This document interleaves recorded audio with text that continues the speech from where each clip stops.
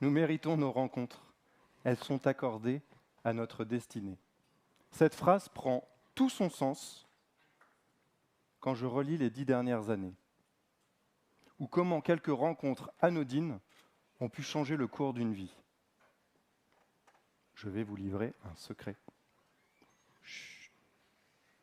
Le destin prend rendez-vous avec les personnes que nous croisons.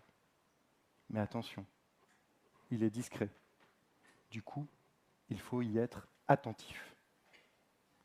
Soyons attentifs. Soyons attentifs à ce sans domicile fixe qui vous tend la main et qui vous demande une petite pièce. Soyons attentifs à cette vieille femme dont les courses sont trop lourdes.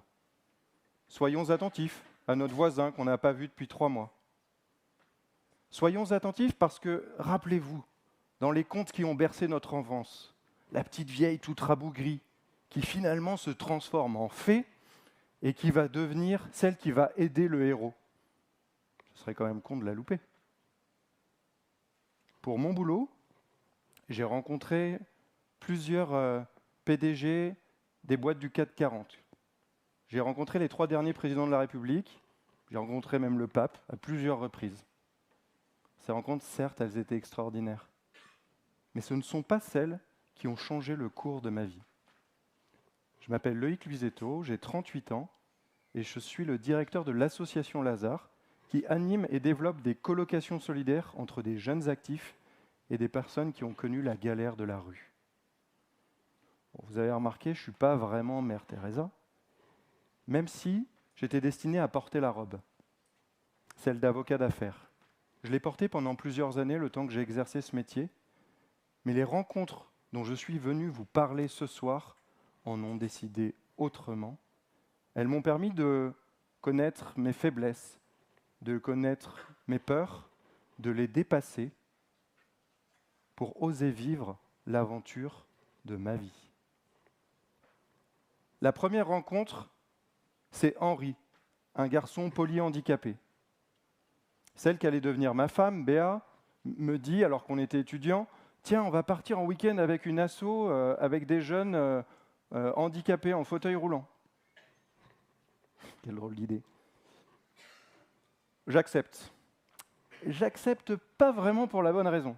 La bonne raison, ça aurait été que j'avais un sens du service qui était très développé et que je voulais rendre service en allant participer à ce week-end.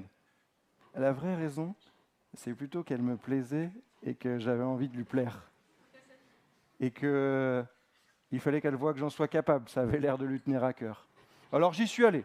J'y suis allé en me disant, bon, finalement, c'est que 24 heures, ça va bien se passer. La seule chose que j'aimerais ne pas faire, c'est la toilette. La toilette des personnes avec qui nous partions. On part, tout va bien. 4 heures après, Loïc, il faudrait que tu ailles changer Henri. Pardon ? Oui, voilà, sa couche est pleine, il faut que tu ailles le changer. Tout en moi protestait. Tout. Je me retrouve dans la chambre avec Henri. Je m'y prends comme un manche. J'en fous partout, je ne veux pas de dessin. Comble de l'ironie, Henri rit à gorge déployée. Il ne savait pas marcher, il ne pouvait pas parler, et pourtant il se foutait de ma gueule. J'étais au bout de ma barrière. Et j'y suis allé parce qu'en fait, j'avais pas le choix. J'allais pas laisser Henri comme ça. Alors parfois, on est gauche, incompétent, mais le fait d'y aller, pas forcément pour la bonne raison, nous fait découvrir qui nous sommes vraiment. Alors vous allez me dire, mais à quoi ça sert d'avoir fait ça quand après tu es devenu avocat ou dirigeant d'une association qui passe son temps à courir les rendez-vous parisiens pour lever des fonds ? Eh bien, 15 ans après, un colocataire, Jean-Claude, qui a connu la rue, la prison, déclare un cancer du poumon. On était très proches.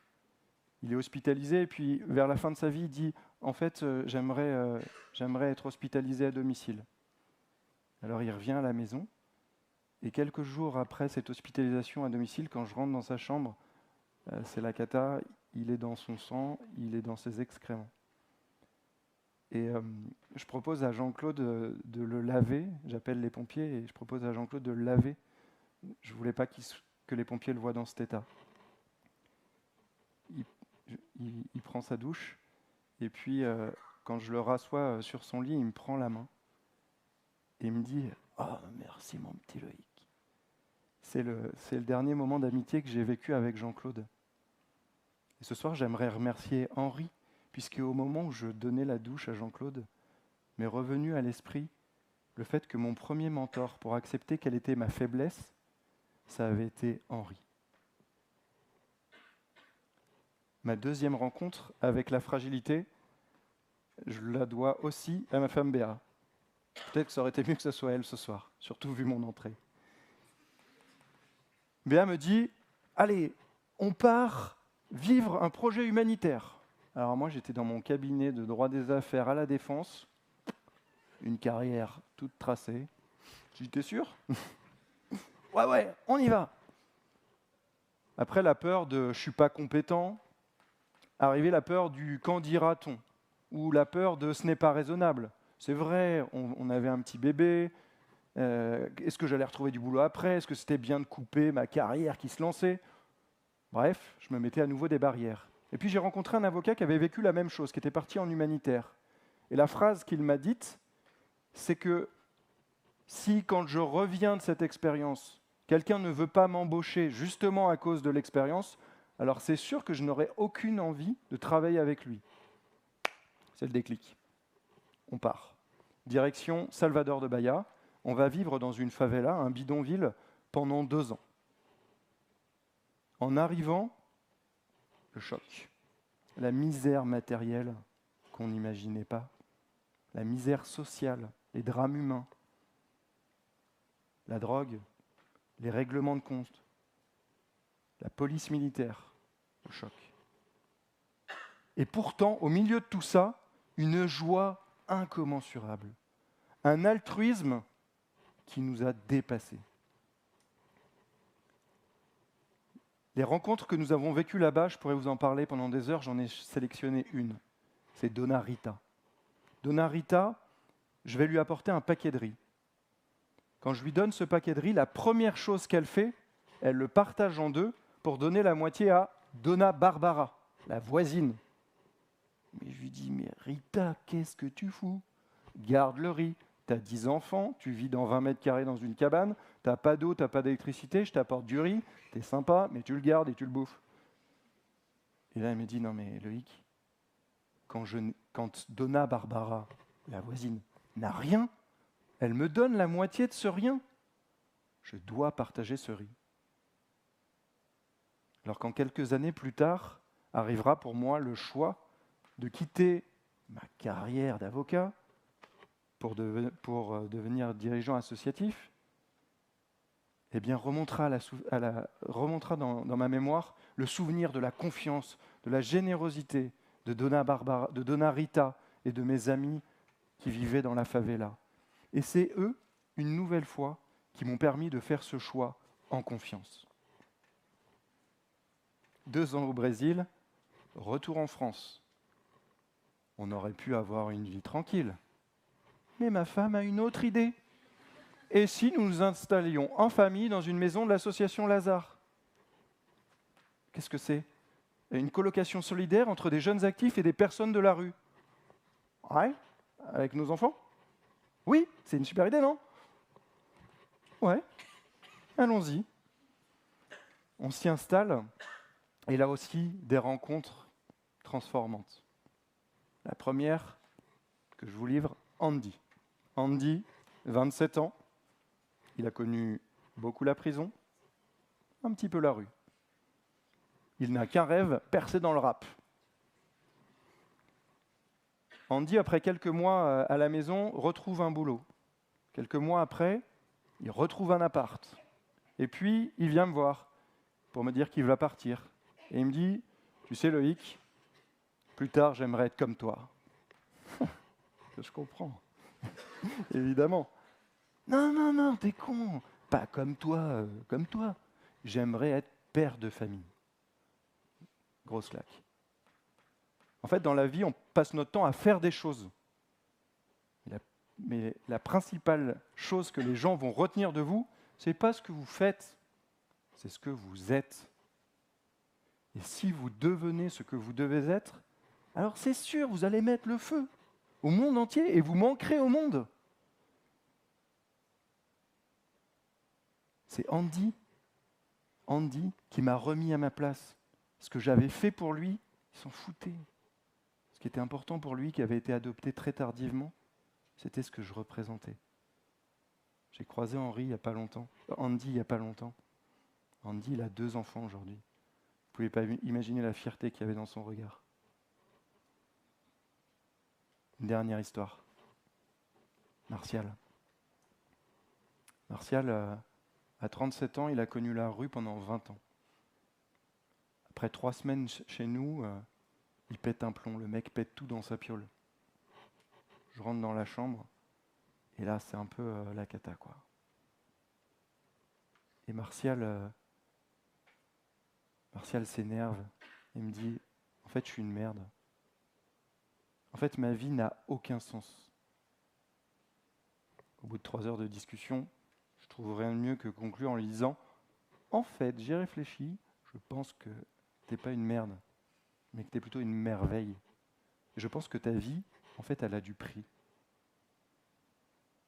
La discussion se termine, et puis je suis persuadé d'une chose, c'est qu'il va retourner à la rue, pour plus avoir à se poser la question qui tue celle de son avenir.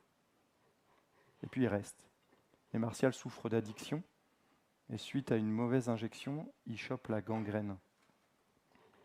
Il est placé dans le coma pendant un peu plus d'1 mois, et quand je vais lui rendre visite à l'hôpital, après son réveil, il a un sourire qui va d'une oreille à l'autre. Je lui dis, ça fait plaisir de te voir comme ça, qu'est-ce qui se passe ? Il dit, en fait, les infirmières m'ont dit que depuis 1 mois, vous vous relayez à mon chevet, tous les colocataires de la maison. Et si vous avez fait ça, c'est que vous m'aimez. Et si vous m'aimez, c'est que je suis aimable. Et si je suis aimable, c'est que ma vie, elle a du prix. Martial avait tout compris. C'est au travers de l'amour des autres, que toute sa vie prenait du sens. Alors vous voyez, les leçons que j'ai reçues au cours de ces 10 dernières années, ce n'est pas les grands de ce monde qui me les ont données. C'est ceux qui sont laissés à la croisée des chemins, ceux qui sont laissés au bord du chemin. Alors Lazare se développe super bien, hein. On a 12 maisons en France, on est présent dans plusieurs capitales européennes, on est au Mexique, on nous demande d'ouvrir des maisons aux États-Unis, au Canada, à Londres, à Prague, à Rome. Bref, il y a un développement fort du projet de colocation solidaire. Mais ça, ce n'est rien à côté de ce que vivent ces jeunes qui s'engagent en allant vivre à côté des personnes de la rue, pour apprendre eux-mêmes quelles sont leurs fragilités, quelles sont leurs limites, ainsi apprendre à mieux se connaître et à devenir eux-mêmes. Alors, quand vous croiserez ce SDF qui vous tendra la main, quand nous croiserons cette vieille dame qui a du mal à porter ses courses, quand nous nous dirons « Tiens, ça fait 3 mois que je n'ai pas vu mon voisin, est-ce qu'il va bien ?» Peut-être que ça vaut le coup d'aller voir. Rappelez-vous, le destin, il peut se cacher derrière ces personnes. Et ces personnes peuvent devenir la fée qui viendra transformer votre vie. Alors oui, si vous allez voir ces personnes en galère, si vous allez voir ces personnes délaissées, elle est peut-être dans votre entourage même, cette personne délaissée. Si vous prenez le temps de la rencontre, peut-être que vous allez illuminer leur journée. Peut-être que vous allez illuminer leur journée. Mais peut-être surtout que ça va révolutionner votre vie. Et alors, c'est sûr, c'est une certitude, vous connaîtrez la joie. Merci.